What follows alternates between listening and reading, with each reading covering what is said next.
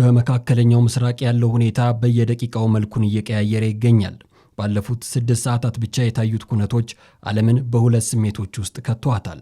በአንድ በኩል ዲፕሎማሲያዊ ጭላንጭል ሲታይ፣ በሌላ በኩል ደግሞ ወታደራዊ ግጭቶችና ሰብአዊ ቀውሶች ተባብሰው ቀጥለዋል። የዩናይትድ ስቴትስ ፕሬዝዳንት ዶናልድ ትራምፕ በኢራን የኤሌክትሪክና የኃይል መሠረተ ልማቶች ላይ ሊሰነዘር የነበረውን ጥቃት ለ5 ቀናት እንዲራዘም ማድረጋቸውን በትሩዝ የማኅበራዊ ትስስር ገጻቸው ላይ በይፋ አስታውቀዋል። ፕሬዝዳንቱ ይህንን ውሳኔ ያስተላለፉት ከኢራን ጋር በጣም ጥሩና ውጤታማ ውይይት ካደረጉ በኋላ መሆኑን ገልጸዋል። ይህንን ስምምነት ለማጽናትም እንደ ስቲቭ ዊትኮፍ እና ያሬድ ኩሽነር ያሉ ልዩ ልዑካኖቻቸውን በመጠቀም ዲፕሎማሲያዊ ጥረት እያደረጉ መሆኑ ተሰምቷል። ይህ የትራምፕ መልእክት ወዲያውኑ በዓለም ኢኮኖሚ ላይ ተጽዕኖ ማሳደር የጀመረ ሲሆን የዓለም የነዳጅ ዋጋ ከፍተኛ ቅናሽ እንዲያሳይ አድርጓል። የብሬንት ድፍድፍ ነዳጅ ዋጋ በበርሜል በ6.2 በመቶ በመቀነስ ወደ $96 ወርዷል። ምንም እንኳን ዋጋው በድምሩ እስከ 13 በመቶ ቀንሷል ቢባልም ተንታኞች ግን ሁኔታው አሁንም የውጥረት አዙሪት ነው ሲሉ ገልጸውታል። ይሁን እንጂ ይህ የትራምፕ መግለጫ በኢራን ወገን ሌላ ትርጓሜ ተሰጥቶታል። የኢራን መንግስታዊ የዜና ወኪል ኢርናና ፋርስ ኒውስ ትራምፕ የጊዜ ገደቡን ያራዘሙት ከኢራን ያጸፋ ምላሽ በመፍራትና የነዳጅ ዋጋን ለማረጋጋት እንደዚሁም ጊዜ ለመግዛት ነው ሲሉ አጣጥለውታል። የኢራን የውጭ ጉዳይ ሚኒስቴርም ከዋሽንግተን ጋር ምንም አይነት ቀጥተኛም ሆነ ኢቀጥተኛ ድርድር አለመኖሩን እንደገለጹ ሮይተርስ ዘግቧል። በትራምፕ መልእክት ምክንያት የነዳጅ ዋጋ ቅናሽ ቢያሳይም የዓለም አቀፉ ኢነርጂ ኤጀንሲ ዋና ኃላፊ ፋቲ ቤሮል ቅናሹ ዘላቂ እንደማይሆን ስጋታቸውን ገልጸዋል። እንደ ዋና ኃላፊው አባባል አሁን ያለውን የኢነርጂ ቀውስ እንደ አውሮፓውያን አቆጣጠር በ1970ዎቹ ከነበረው የነዳጅ ቀውስና ከዩክሬን ጦርነት ተደራራቢ ተጽዕኖ የከፋ ነው ሲሉም ገልጸውታል። የሳክሶ ባንክ ተንታኝ ኒል ውልሰን በበኩሉ ሁለቱም ወገኖች ወደ ኋላ ማፈግፈግን እንደ ሽንፈት ስለሚቆጥሩት ጦርነቱ ወደ ከፍተኛ ደረጃ የመሸጋገር ዕድሉ ከፍተኛ መሆኑን ገልጿል። ይህም የነዳጅ ዋጋው መልሶ እንዲያሻቅም ማድረጉን እንደማይቀር አመላካች እንደሆነ ተመላክቷል። በቴህራን ሰማይ ላይ የታየው ክስተት ግን እጅግ አስደንጋጭ እንደሆነ እየተገለጸ ነው።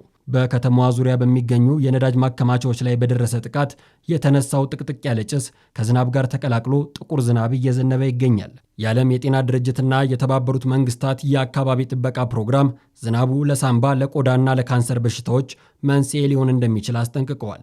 የቴህራን ነዋሪዎች የመተንፈስ ችግርና የአይን ማሳከክ እያጋጠማቸው መሆኑንም ሚዲያዎች እየዘገቡ ነው።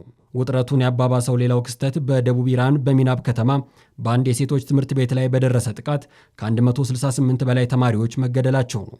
ሁኔታው ዓለም አቀፍ ቁጣን የቀሰቀሰ ሲሆን በተባበሩት መንግስታት የሰብአዊ መብቶች ምክር ቤት ድርጊቱን አውግዞ መግለጫ ወጥቷል። ትራምፕ የ5 ቀናት የጥቃት ማቆም ትዕዛዝ በሰጡ በደቂቃዎች ውስጥ የእስራኤል መከላከያ ሰራዊት በቴሄራን እምብርት ላይ አዲስና መጠነ ሰፊ የአየር ጥቃት መጀመሩን አስታውቋል። ይህ ክስተት በእስራኤልና በአሜሪካ መካከል ያለውን አለመናበብ በግልጽ የሚያሳይ እንደሆነ የዘጋርዲያን ዘገባ አመላክቷል። እስራኤል የትራምፕን ዲፕሎማሲያዊ የጊዜ ገደብ ከመጠበቅ ይልቅ የኢራንን ወታደራዊ መዋቅር ሙሉ በሙሉ የማዳከም ግቧን ለመግፋት የቆረጠች ትመስላለች ሲል ዘጋርዲያን በዘገባው አስነብቧል። በሊባኖስ በኩል ደግሞ አዲስ ፖለቲካዊ ውጥረት ተፈጥሯል። የሊባኖስ ጠቅላይ ሚኒስትር ነዋፍ ሰላም ሄዝቦላህ ሊባኖስን ወደማትፈልገው ጦርነት በመክተቱ ስትራቴጂካዊ ስህተት ፈጽሟል ሲሉ ወቅሰዋል። የሊባኖስ ጦር ቁጥጥሩን እንዲያጠናክርና ሄዝቦላ ትጥቁን እንዲፈታም ጥሪ አቅርበዋል። እስራኤል በበኩሏ በደቡብ ሊባኖስ የቃስሚያ ድልድይን በማውደም የቀጠናውን የመገናኛ መስመር መቁረጧ ተገልጿል።